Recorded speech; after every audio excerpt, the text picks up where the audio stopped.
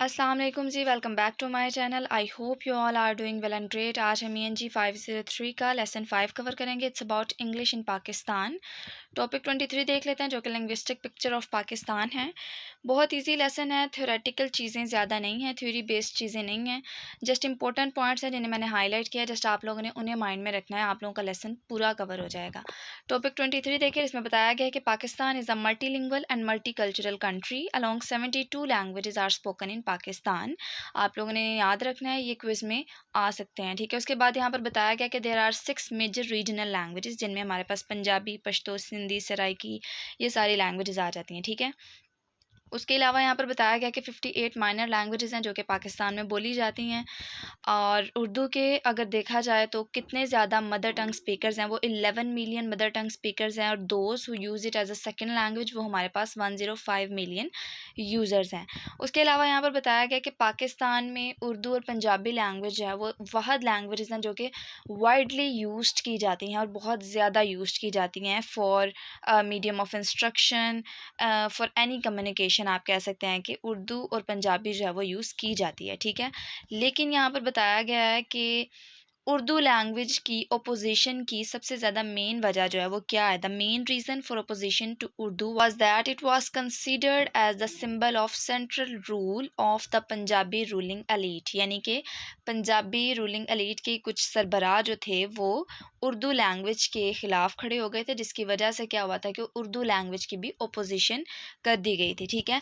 तो क्या हुआ था कि पाकिस्तान में उसके बाद जो है वो इंग्लिश और उर्दू जो है वो दोनों लैंग्वेजेस यूज़ होने लग गई, लेकिन इनके ख़िलाफ़ भी बहुत सारी लोकल लैंग्वेजेस उठ खड़ी हुई, ठीक है। बहुत सारी तंजीमें उठ खड़ी हुई जिन्होंने इसके ख़िलाफ़ जो है वो एक तरह से सख्त वाला ओपोजिशन शो करवाया था, ठीक है। तो ये आप लोगों ने अपने वर्ड्स में इसको लिख देना है। बाकी जो चीज़ें मैंने हाईलाइट किया हैं जस्ट उन्हें आप लोगों ने माइंड में याद रखना है, ठीक है। टॉपिक 24 देख लेते हैं, जिसमें बताया गया है लैंग्वेज एजुकेशनल पॉलिसी, ठीक है।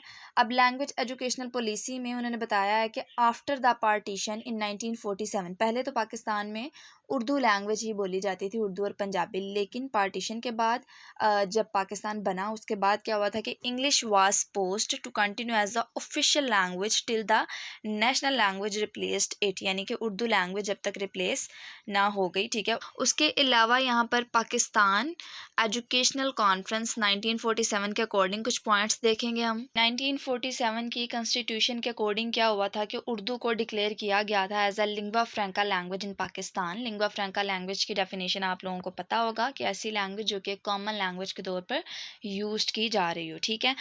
लेकिन क्या क्योंकि उन्हें लगता था कि इंग्लिश लैंग्वेज जो है वो ज़रा सी इंजरियस इफ़ेक्ट जो है वो डाल रही है नौजवान नस्ल पर, ठीक है।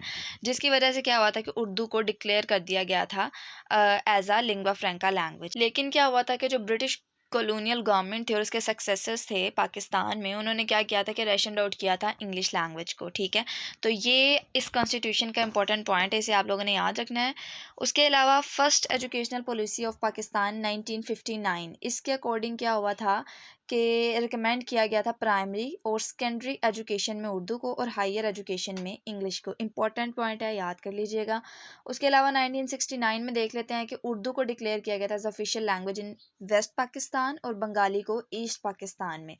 उसके बाद 1970 में change of medium of instruction at higher level with the replacement of English, ठीक है, यानी कि हायर लेवल पर इंग्लिश लैंग्वेज को मीडियम ऑफ इंस्ट्रक्शन बना दिया गया था। 1973 की कॉन्स्टिट्यूशन वेरी इंपॉर्टेंट कॉन्स्टिट्यूशन, इसमें क्या किया गया था, endorsed that the national language of Pakistan Urdu should used for official and other purpose, ठीक है। There should be promotion of Arabic, English and provincial languages, ठीक है। तो इन सब की भी प्रमोशन की गई थी। उसके अलावा नेशनल एजुकेशनल पॉलिसी 1979 में इस्लामिजेशन और उर्दाइजेशन जो है उसको क्या किया गया था at every level also as MOI किसे कहते हैं, मीडियम ऑफ इंस्ट्रक्शन को कहते हैं। आप लोगों ने इसे याद रखना है, कंफ्यूज नहीं होना इसमें। बाकी 1989 के अकॉर्डिंग भी इंग्लिश को कंपलसरी सब्जेक्ट किया गया था फ्रॉम ग्रेड 1।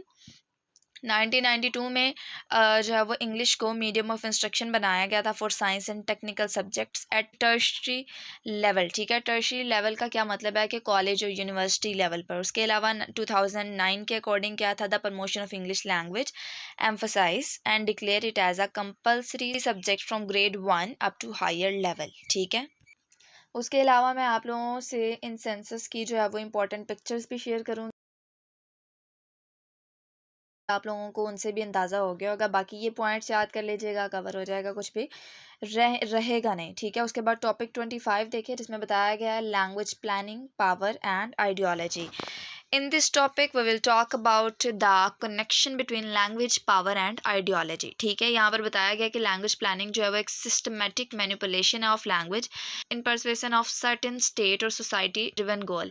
अब यहाँ पर बताया गया इनके अकॉर्डिंग क्या होता है कि जानबूझकर जो है वो लोगों पर लैंग्वेज मुसल्लत की जाती है, और इसमें कोई डाउट नहीं है, ऐसा करते हैं। जैसे कि अब पाकिस्तान है, उर्दू और पंजाबी स्पीकर्स यहाँ पर बहुत ज़्यादा तादाद में रहते हैं, लेकिन फिर भी क्या किया जाता है कि इंग्लिश लैंग्वेज को इम्पोज किया जाता है थ्रू आवर एजुकेशनल सिस्टम। हमारे एजुकेशनल सिस्टम के थ्रू जो है वो इंग्लिश लैंग्वेज को इम्पोज किया जाता है, जिसकी वजह से बहुत सारे लोग स्टडी छोड़ ही देते हैं due to their irrelevant interest, ठीक है। तो ये वाले पॉइंट्स आप लिख सकते हैं। उसके अलावा यहाँ पर बताया गया कि Pakistan also has many official LP organization, यानी कि लैंग्वेज प्लानिंग ऑर्गेनाइजेशन है। उनमें हमारे पास कुछ नेशनल लैंग्वेज अथॉरिटीज़ आ जाती हैं, जिनमें हमारे पास इंपॉर्टेंट नाम दिए गए हैं। आप लोगों ने इन्हें याद करना है, क्योंकि शॉर्ट क्वेश्चन में कुछ भी रिपीट हो सकता है। तो ये भी एक इंपॉर्टेंट शॉर्ट क्वेश्चन है, जिनमें आप लोगों ने बताना है Sindhi language authority, Pashto academy, Balochi academy. तो ये सारी आप लोगों ने, ब्रूही अकेडमी वगैरह वगैरह आप लोगों ने बता देना है। उसके अलावा यहाँ पर कुछ इंपॉर्टेंट कॉन्सेप्ट्स शेयर किए गए हैं, जैसे कि स्टेटस प्लानिंग है, जो कि यूज्ड बाय क्लॉज 1969 में। इसके अकॉर्डिंग क्या था कि इसमें importance given to a language by state, यानी कि स्टेट के थ्रू जो है वो लैंग्वेज की इम्पोर्टेंस दी जाती है, लैंग्वेज को इम्पोर्टेंस दी जाती है, ठीक है। के बाद एक्विजिशन प्लानिंग में क्या होता है, एक्विजिशन से ही जाहिर हो रहा है। एक्विजिशन का क्या मतलब होता है, किसी चीज़ को हासिल करना, लर्न करना, ठीक है। तो इसमें क्या किया गया है कि इसमें ये रिलेट करता है teaching and use of language से, ठीक है। और एक इसमें लैंग्वेज शिफ्ट भी आ जाता है, यानी कि जो पावरफुल लैंग्वेज होती है उसकी इंपॉर्टेंस, उसकी डोमिनेंस टू अ लैंग्वेज जो कि पावरफुल नहीं होती, ठीक है। उसके बाद कॉर्पस प्लानिंग में क्या होता है कि efforts to change and improve the language per se, ठीक है। तो ये भी आप लोगों ने याद कर लेना है, ठीक है। इम्प्रूव करना लैंग्वेज को, ये भी इम्पॉर्टेंट है। तो उसके अलावा यहाँ पर सिचुएशन इन पाकिस्तान बताया गया है कि पाकिस्तान में क्या सिचुएशन है। जैसे कि पाकिस्तान एक मल्टीलिंगुअल स्टेट है, तो यहाँ पर English, Urdu and different languages का क्या स्टेटस है, क्या सिचुएशन है, ठीक है। अब यहाँ पर आप लोगों ने ज़्यादा कुछ भी डिस्क्राइब नहीं करना, जस्ट ये बताया गया कि रहमान के अकॉर्डिंग देखें, जो कि थर्ड लाइन में है 2002 में। रहमान के अकॉर्डिंग उसने कहा था कि language become a symbol of identity when different ethnic groups competed for power and resources in Pakistan. तो ये एक तरह से एक सिंबल ऑफ आइडेंटिटी है, जिसकी वजह से बहुत सारी अपोजिशंस, बहुत सारी तंजीमें उठ खड़ी होती हैं अपनी लैंग्वेज के हसूल के लिए, अपनी लैंग्वेज की डोमिनेंस के लिए, ठीक है। तो उसके अलावा यहाँ पर बताया गया कि उर्दू लैंग्वेज को एज अ इस्लामिक लैंग्वेज जो है वो डिक्लेयर किया गया था, वो यूज़ की जाती थी। उसके अलावा देयर वाज अ रेजिस्टेंस, कि उस टाइम में एक रेजिस्टेंस था फॉर डिफरेंट लैंग्वेजेस, ठीक है। अब पाकिस्तान में बताया गया है कि English is seen as the carrier of western liberal values and Urdu as an Islamic and Pakistani nationalist language. तो ये भी एक इम्पॉर्टेंट पॉइंट है। इसके अलावा क्या है कि जितनी मर्जी लैंग्वेजेस आ जाएँ, उर्दू आ जाए, पंजाबी आ जाएँ, जो मर्जी लैंग्वेजेस आ जाएँ, ठीक है, इंग्लिश एक ऐसी लैंग्वेज है जो कि जिसके बगैर कह लें कि गुजारा नहीं है। पाकिस्तान में अगर बहुत ज़्यादा लो कॉस्ट जॉब्स भी होंगी ना, तो वहाँ पर भी इंग्लिश की डिमांड हाई लेवल पर होगी, ठीक है। तो इसलिए ये ज़रूरत पेश आई और इसको देखा गया कि इंग्लिश लैंग्वेज जो है वो एक तरह से लैंग्वेज ऑफ एम्प्लॉयमेंट और एम्पावरमेंट है। उसके अलावा यहाँ पर अगेन एक पॉइंट शेयर किया गया, द इंडिजिनस लैंग्वेज, ठीक है, are associated only with ethnic nationalism and identity. No doubt indigenous language किसे बोलते हैं, लोकल लैंग्वेजेस को, ठीक है। In Pakistan language planning has upheld Urdu and English, यानी कि फिर से क्या हुआ था, एट द एंड यही क्लियर हुआ था कि उर्दू और इंग्लिश दोनों लैंग्वेजेस जो हैं वो यूज़ की जा रही थी पाकिस्तान में, और अभी भी यूज़ की जा रही हैं, इसमें कोई शक नहीं है, ठीक है। उसके अलावा टॉपिक 26 देखिए, जिसमें बताया गया है कि there is ambivalence about national language, official language and MOI, यानी कि मीडियम ऑफ इंस्ट्रक्शन। उसके अलावा यानी कि यहाँ पर इस टॉपिक 26 में कुछ इश्यूज़ बताए गए हैं इंग्लिश लैंग्वेज और उर्दू लैंग्वेज के अगेंस्ट, ठीक है। यानी कि कुछ ऐसी मिनॉरिटीज़ थी जिन्होंने क्वेश्चन किया था इस स्टेटस को। उसके अलावा क्या हुआ था कि recurrent claims of changing English with Urdu in official domains could not be materialised, यानी कि वो भी एक हद तक कामयाब नहीं हो सका था। उसके अलावा ज़ियार जेम्स एफर्ट के अकॉर्डिंग क्या हुआ था कि उसने भी इस्लामाइज एजुकेशन को जो है वो खड़ा करने की कोशिश की थी और इंग्लिश लैंग्वेज को ख़त्म करने की कोशिश की थी, लेकिन उसके थ्रू भी इंग्लिश लैंग्वेज ख़त्म ना हो सकी, ठीक है। उसके अलावा बहुत सारी आप कह सकते हैं कि इसके पीछे अपोजिशन शो की गई थी, लेकिन इंग्लिश लैंग्वेज का स्टेटस वैसे ही खड़ा था और वो ख़त्म नहीं हुआ, ठीक है। तो पाकिस्तान भी उन कंट्रीज़ में शामिल हो ही गया जहाँ पर इंग्लिश लैंग्वेज यूज़ की जा रही थी। अगर अभी भी आप देखें तो पाकिस्तान में इंग्लिश लैंग्वेज के स्पीकर्स की तादाद बहुत कम है, इतनी ज़्यादा नहीं है, लेकिन क्या है कि इसको यूज़ किया जाता है। अगर हम स्कूल्स की बात करें तो ये एक बहुत बड़ा चेंज है, किसकी वजह से है? इंग्लिश लैंग्वेज की वजह से, उसकी इंपॉर्टेंस की वजह से, उसकी डोमिनेंस की वजह से है। उसके अलावा recommendation for future role of English is Urdu and local languages must be clearly defined, इन्हें क्लियरली डिफाइन करना चाहिए ताकि हर कोई जो है वो इसके बारे में आगाह हो, इसकी इंपॉर्टेंस के बारे में आगाह हो, ठीक है। टॉपिक 27 में बताया गया the status of English in Pakistan, English enjoy even more penetration in the education official and social circles. No doubt आप लोग किसी भी स्कूल्स में जाकर देखें, अब हर बुक जो है वो उर्दू से इंग्लिश में कन्वर्ट हो गई है, ठीक है। बहुत कम ऐसे स्कूल हैं जहाँ पर कुछ किताबें हैं जो उर्दू में यूज़ की जा रही हैं, वरना हमारा एक तरह से एजुकेशनल बैकग्राउंड या सिस्टम जितना भी है वो सारा चेंज हो गया इंग्लिश लैंग्वेज में, तो ये एक बहुत बड़ा चेंज है, ठीक है। उसके अलावा यहाँ पर बताया गया है कि आप एलीट स्कूल्स देखें, आप एलीट एरियाज़ देखें, आप bureaucracy, military, business, law, media, ये सारी जगह देखें तो यहाँ पर इंग्लिश लैंग्वेज वाइडली यूज्ड की जा रही है। उसके अलावा इवन लो पेड जॉब्स, वो जॉब्स जहाँ पर इतनी ज़्यादा पे भी नहीं दी जाती, वहाँ भी इंग्लिश लैंग्वेज की प्रोफिशेंसी की डिमांड की जाती है, ठीक है। तो ये इंपॉर्टेंट पॉइंट्स हैं, आप लोगों ने इन्हें याद कर लेना है, ठीक है। उसके अलावा यहाँ पर बताया गया language for development, English is considered an important source, ये आप लोग अब खुद से बता सकते हैं, आप लोग इस काबिल तो हो ही गए हैं। उसके अलावा सबसाइडिंग कंसर्न्स अबाउट इंग्लिश, कुछ खदशात थे इंग्लिश से रेलेवेंट जिनको साइड पर रखा गया था एंड देन उसकी इंपॉर्टेंस को देखा गया था। इंपॉर्टेंट नहीं है इसलिए मैं आप लोगों को जस्ट उर्दू में इसका कॉन्सेप्ट दे रही हूँ एक लाइन का, ताकि आप लोगों को अगर अगर आ जाए तो आप लोग लिख सकें, ठीक है।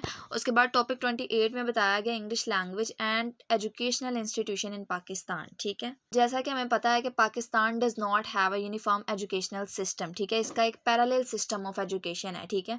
अब उसमें हमारे पास सेक्टर्स आ जाते हैं जो कि एक प्राइवेट सेक्टर है, एक पब्लिक सेक्टर है, ठीक है। इंस्टीट्यूशंस हैं, मदारिस हैं, ठीक है। अब यहाँ पर बताया गया कि out of 132 universities recognized by the HEC यानी कि higher education commission of Pakistan, 59 belongs to the private sector.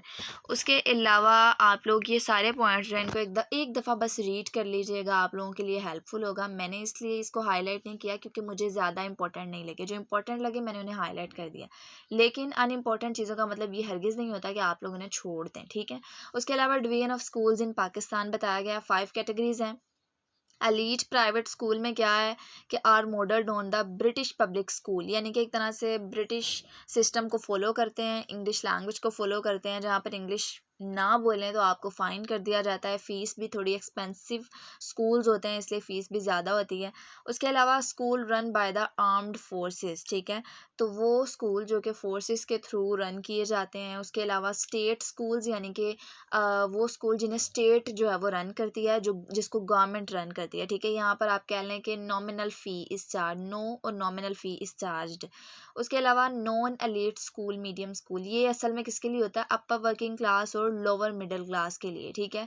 और यहाँ पर भी English as medium of instruction for their children, आजकल पेरेंट्स हर कोई चाहता है कि उनके बच्चों को इंग्लिश लैंग्वेज आए, इसलिए वो कोशिश करता है कोई इंग्लिश मीडियम स्कूल्स में ही अपने बच्चों को पढ़ाएं। उसके अलावा मदरसास में क्या बताया गया कि it is a heterogeneous category, यानी कि यहाँ पर रिलीजियस स्टडीज़ को जो है वो ज़्यादा बताया जाता है। आई होप सो कि आप लोगों को लेक्चर समझ आया होगा। इंपॉर्टेंट पॉइंट्स थे जिन्हें मैंने पढ़ा है, इस वजह से लेक्चर थोड़ा लंबा हो गया है, लेकिन आप लोग खुद भी अगर पढ़ेंगे तो आप लोगों को अंदाज़ा हो जाएगा कि ये लेसन भी लंबे हैं, इस बुक के लेसन्स बहुत बहुत ज़्यादा लंबे हैं। अगर हम लोग उसे बहुत जल्द बोल के भी, बहुत जल्दी बोल के भी कवर करें तो वो जल्दी कवर नहीं होते, थोड़ी सी वीडियो लंबी हो जाती है। इसलिए आप लोग नॉलेज देखा करें कि आप लोगों को अच्छी नॉलेज प्रोवाइड की जा रही है। अगर नॉलेज प्रोवाइड की जाए तो वीडियो लंबी हो या छोटी हो, आपके लिए हेल्पफुल है, इट मीन्स कि आप लोगों के लिए इन फ्यूचर आपके काम आएगी। आई होप सो कि आप लोगों के लिए लेक्चर हेल्पफुल था, तो इसको अपने दोस्तों के साथ शेयर करें, सब्सक्राइब माय चैनल, ताकि आप लोगों को आने वाली वीडियोस के नोटिफिकेशन मिल सकें। दुआ में याद रखिएगा। अल्लाह हाफिज़।